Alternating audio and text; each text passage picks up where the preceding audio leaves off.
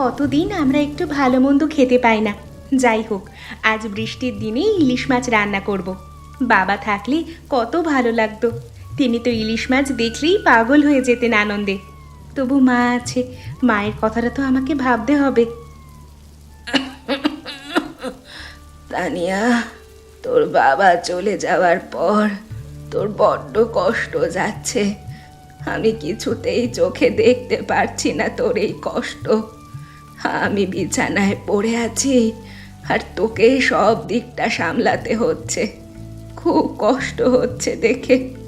তোর বয়স মাত্র 22। এই বয়সে তোর মতো মেয়েরা বাইরে কত আনন্দ করছে। ও মা, তুমি কোনো চিন্তা করো না। আমি রান্না শিখেছি বাবার কাছ থেকে। উনি তো বলতেন গরিব মানুষ কিছু না পারলে রান্না করে মানুষের মন জয় করতে পারে। তুমি দেখবে আমি একদিন বড়লোক বাড়িতে রান্না করব।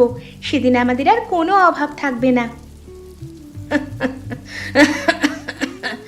তুই বরাবর বড্ড বড় বড় স্বপ্ন দেখিস মা।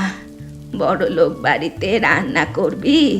ওরা তো আমাদের মতো গরিবের রান্না খায় না। ওদের তো হরেক রকম বাহারি খাবার রান্না করে খায় ওরা। ওদের সাথে তুলনা করলে কি আর আমাদের হবে? খাবে মা, একদিন খাবে। আমার হাতের ইলিশ মাছের ঝোল খেয়ে সবাই ভালো বলবে। দেখবে বাবা সেই স্বপ্নটা আমাকে দেখিয়েছে, আর আমি একদিন সফল হতে পারবো। স্বপ্ন দেখার অধিকার আছে বাবা, কিন্তু বাস্তবও তো দেখতে হয়। আমি বাস্তব বদলে দেব মা, তুমি শুধু দেখো, শুধু একটু বিশ্বাস রাখো আমার ওপর। কি রে তানিয়া, কি সুন্দর গন্ধ বেরোচ্ছে। আমি এই বর্ষার মধ্যে রাস্তা থেকে টের পেয়ে তোর বাড়িতে দৌড়ে এলাম। কাকিমা, ইলিশ মাছ রান্না করেছি, একটু খেয়ে যাও তুমি। মা তো অসুস্থ, বেশি খেতে পারে না।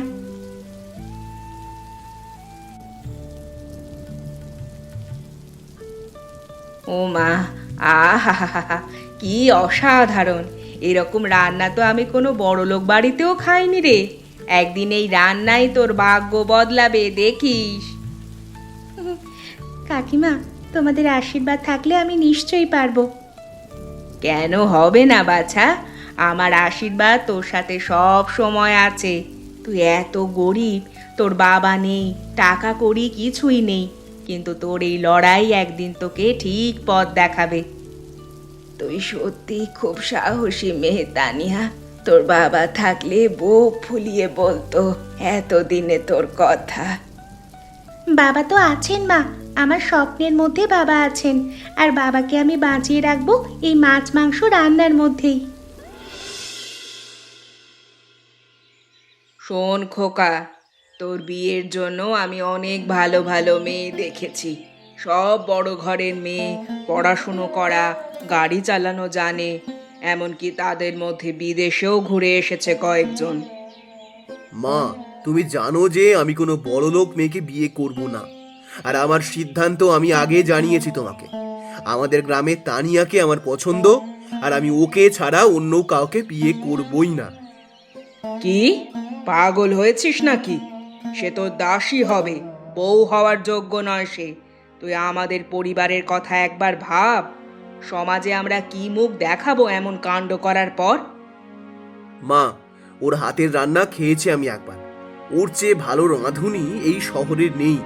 ওর মতো গুণী মেয়েকেই আমার পছন্দ। ধ্যানচাঁদ, তোর পাগলামি শুনতে আমরা বাধ্য নই। আমরা ব্যবসায়ী মানুষ, আমাদের সমাজে মান সম্মান আছে। ওর বাবা মারা গেছে, তাছাড়া ও একটা গরিব সামান্য কৃষক ঘরের মেয়ে। তোর সঙ্গে ওর কোনো সম্পর্ক হতে পারে না। বাবা, তুমি একবার ওর হাতের মাছের ঝোল অথবা মাংসের কারি খাও, তারপর বলো ওর সম্বন্ধে। মানুষের গুণকে সম্মান জানাতে হয় বাবা। আর যাদের কথা তোমরা বলছো তাদের মধ্যে এইরকম কোনো বিশেষত্ব নেই।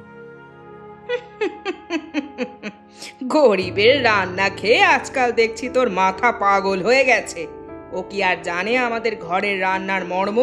যত সব ছোট লোকের কাণ্ড কারখানা। মা, আমি যথেষ্ট বড় হয়েছি, তাই আমি আমার সিদ্ধান্ত তোমাদের জানিয়ে দিলাম।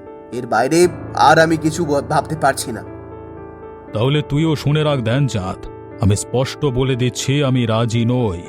তুই ওকে বিয়ে করলে তুই আমার বাড়ি থেকে বেরিয়ে যাবি এবং আমি তোকে ত্যায্য পুত্র করব। বাবা, মা, তাহলে আমি আর এই বাড়িতেই থাকবো না।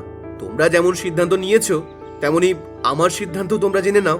আমি ওকেই বিয়ে করব, আর আমিও তোমাদের বাড়িতে থাকবো না। তোমরা থাকো তোমাদের অহংকার নিয়ে, আমি চললাম।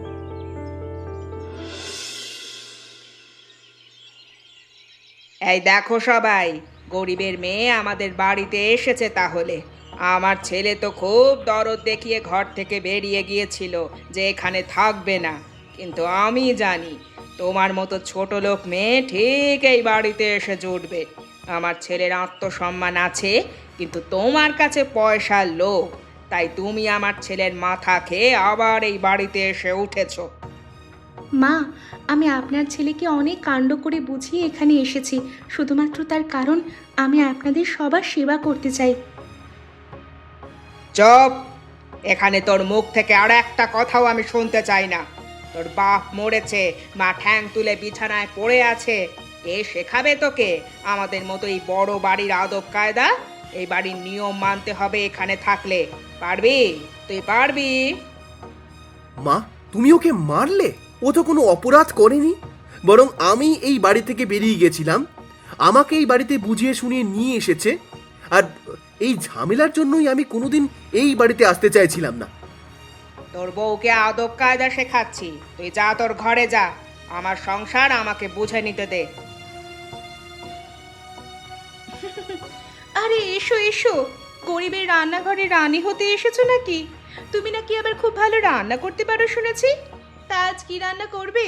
ভাতের ফ্যান নাকি নুন দিয়ে ভাত? বড় বৌদি, আমি ভালো রান্না করে সবাইকে খুশি করতে চাই।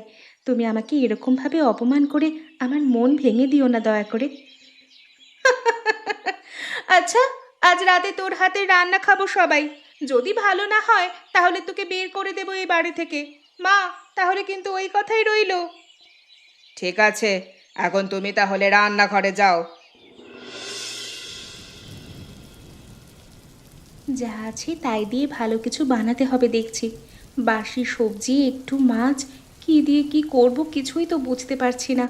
আমাকে রান্না করতে বলে এরকম পচা জিনিস দিলে আমি কি করতে পারি?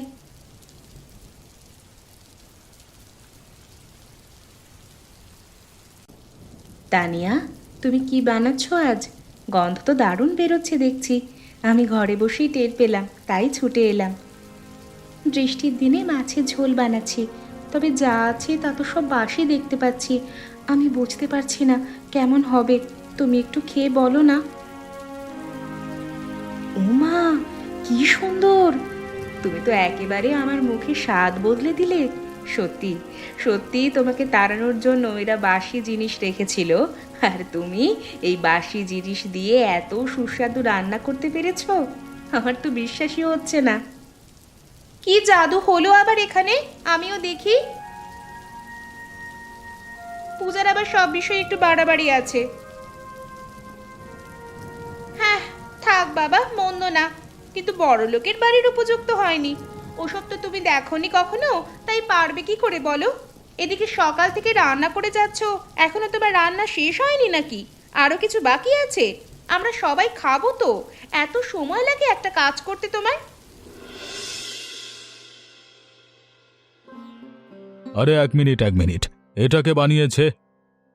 এই যে আমাদের বড় লোকের ঘর আলো করে আসা এই গরিবের মেয়ে। কেন, মুখে ভালো লাগছে না? স্বাভাবিক, ভালো লাগবে না। ভালো লাগলে খাও, না লাগলে ফেলে দাও, জোর করার দরকার নেই। আহ আহা, অসাধারণ হয়েছে।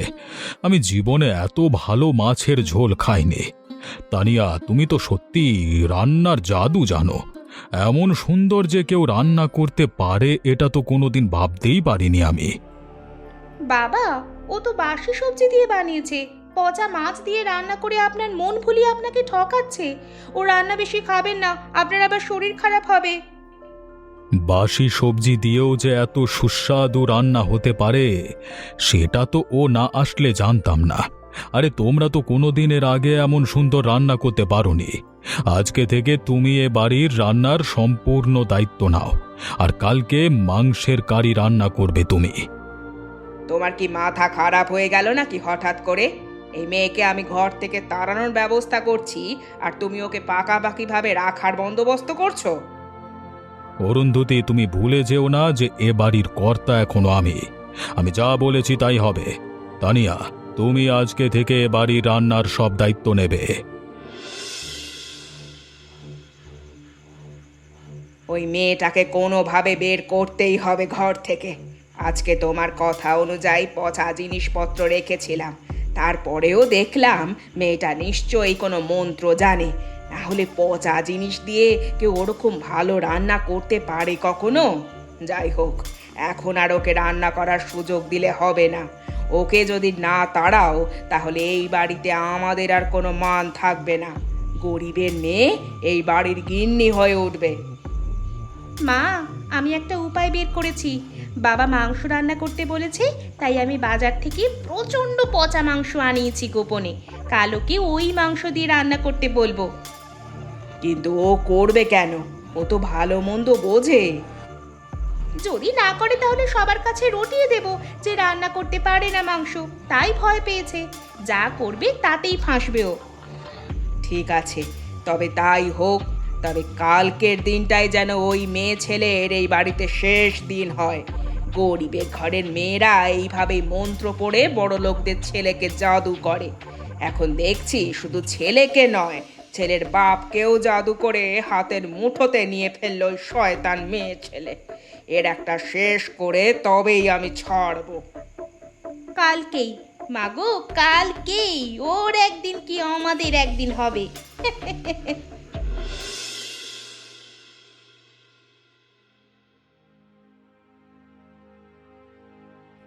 এই মাংস দিয়ে আজ রান্না করো। বাজার থেকে লোক পাঠিয়ে তোমার জন্য তাজা মাংস আনিয়েছি সকাল সকাল। আর ভালো করে যত্ন করে করবে। বাবা খুব ভালোবাসে মাংস খেতে। বড় বৌদি, এই মাংস তো পচা একদম। দেখো তো কেমন গন্ধ লাগছে। ইস, গা একেবারে গুলিয়ে আসছে। নিশ্চয়ই তোমাদেরকে ঠকিয়ে দিয়েছে দোকানদার। এই দিয়ে যদি রান্না করি তাহলে খেলে নির্ঘাত সবাই অসুস্থ হবে। দেখো, বেশি কথা বলতে যেও না তুমি। তুমি কি এই বাড়িতে এসে দুদিনে সব বিষয় একটু বেশি জেনে গেছো? আমি যা দিয়েছি তাই রান্না করবে, কথা বেশি বলবে না একদম। না দিদি, তুমি অন্য কিছু বলো, আমি শুনবো। কিন্তু আমি এটা দিয়ে রান্না করব না। এটা খেয়ে সবার ক্ষতি হবে। আমি দায়ী থাকতে পারবো না। এসে দেখে যাও। দেখেছো মা, ও আমাদের কথা মানছে না। এই গরিবের মেয়েকে যেমন ঘরে নিয়ে এসেছো, তেমন এখনই আমাদেরকে অপমান করছে। ওর দিমাগ দেখো একবার এসে। তানিয়া, যা বলা হয়েছে তোমাকে তাই করো। বেশি চিৎকার চেঁচামেচি করলে কিন্তু তোমারই বিপদ হবে। মা, আমি আপনাদের ভালো চাই বলেই বলছি। এতে সবার শরীর খারাপ হবে। কি হয়েছে এখানে? এত চিৎকার কেন? বাবা, তানিয়া আমাদের কথা মানতে চাইছে না। আমি ভালো তাজা মাংস সকাল সকাল বাজার থেকে আনিয়েছি, কিন্তু একদম আমাদের কথা মানতে চাইছে না ও। আসলে রান্নাটাও করতে পারে না, তাই এরকম অজুহাত দিচ্ছে। কি হয়েছে কি হয়নি তার এখানে নিষ্পত্তি হওয়া দরকার। বাবা, এতক্ষণে আশা করি তুমিও বুঝে গেছো যে পচা মাংস এনে শুধুমাত্র তানিয়াকে ফাঁসানোর জন্য একটা ষড়যন্ত্র করা হয়েছিল। তাই ও কত ভালো রান্না করতে পারে তার প্রমাণ আর কাউকে দেওয়া দরকার নেই। আর আমিও চাই না আমার বউ এখানে থেকে এরকম ভাবে লাঞ্ছিত এবং অপমানিত হোক। এই মুহূর্তে আমি আমার বউকে নিয়ে এই বাড়ি ছেড়ে চলে যাচ্ছি। তোমরা তোমাদেরটা বুঝে নাও।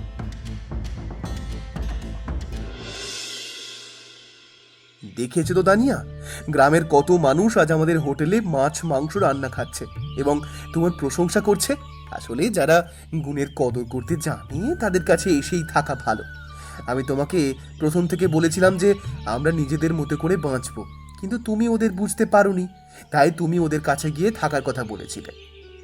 কিন্তু আমি এখনো চাই যে শাশুড়ি মা এবং বৌদি আমাদেরকে মেনে নিক। আমি আশা করি ওরা একদিন না একদিন ঠিক বুঝতে পারবে। তুমি কার কাছে কি আশা করছো? দেখো, আমি বড়লোক বাড়িতে জন্মেছি, কিন্তু আমি ওদের খুব ভালো করে জানি যে ওরা কোনোদিন তোমাকে মেনে নেবে না। আর তুমি যদি ভালো কিছু করতে যাও, উল্টে তোমাকে ওইভাবেই অপমান করার চেষ্টা করবে। তার কারণ হচ্ছে ওরা প্রচন্ড অহংকারী। তার থেকে ভালো আমরা এই গরিবের রান্নাঘর করে মানুষজনকে খাওয়াবো। সেটা অবশ্য তুমি ঠিক কথাই বলেছ।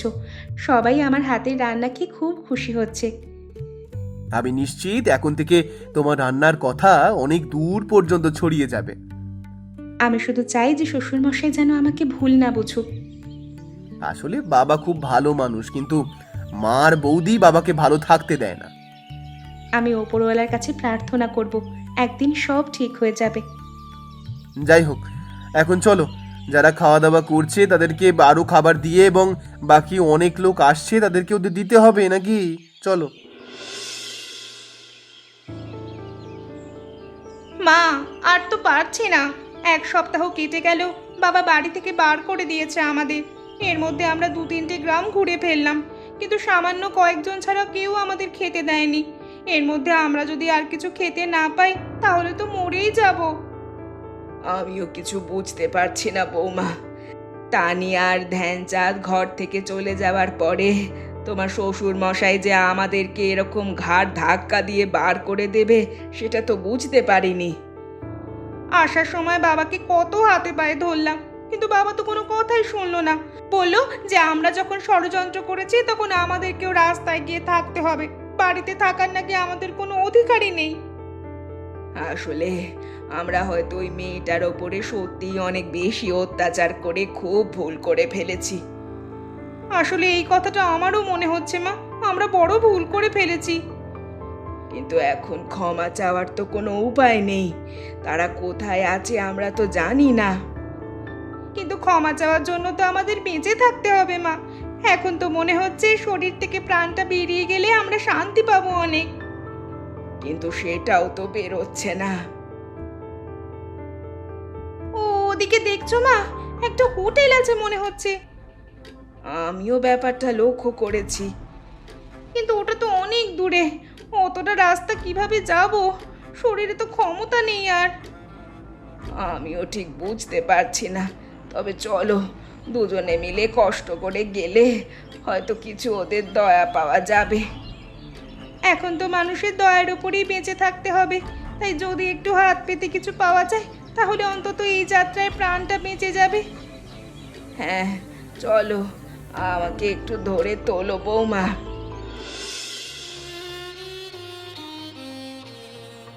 এটা কাদের হোটেল গো? তোমরা একটু দয়া করবে, আমরা বড় অসহায়, এসেছি তোমাদের কাছে একটু খাবার চাইতে। এ কি মা, বড় বৌদি, তোমরা? এ কি অবস্থা হয়েছে? এদিকে এসে দেখে যাও কারা এসেছে। মা, তোমাদের এটা কি অবস্থা হয়েছে? তোমরা চলে আসার পরে বাবা আমাদেরকে বার করে দিল ষড়যন্ত্র করার অপরাধে। আর তারপর থেকে প্রায় 1.5 সপ্তাহ আমরা এরকম রাস্তায় রাস্তায় ঘুরে বেড়াচ্ছি, খেতে পাইনি, প্রচন্ড খারাপ অবস্থা। তাই এখানে হোটেল দেখে একটু ভিক্ষা চাইতে এসে দেখলাম যে এটা তোমাদেরই হোটেল। তানিয়া, আমার অনেক ভুল হয়েছে, আমি অন্ধ ছিলাম, তুই আমাকে ক্ষমা করে দে মা। আমরা দুজনেই তোর ওপরে অত্যাচার করে অনেক ভুল করেছি। মা, এখন এইসব কথা বলে কোনো লাভ নেই। এসো, তোমরা আগে খাওয়া দাওয়া করো। আমি বদলে যেতে চাই তানিয়া। আমরা একটু আগে পর্যন্ত আলোচনা করছিলাম যে আমরা তোদের ওপরে অনেক অত্যাচার করেছি, অনেক খারাপ কথা বলেছি, আর তার জন্যই আমাদের এরকম শাস্তি হচ্ছে। এখন থেকে আমরা তোদের এই হোটেলে রান্না করতে চাই, আমাদের রান্না শেখাবি? সত্যি বলছি, আমরা তোর মতো এত সুন্দর রান্না করতে পারি না, আর সেই হিংসে করেই তোকে বাড়ি থেকে তাড়াতে চেয়েছিলাম। সেটা তো হতে পারে মা, কিন্তু সবার আগে খাওয়া দাওয়া করে নাও, আর যা হয়েছে পুরনো কথা সব ভুলে যাও।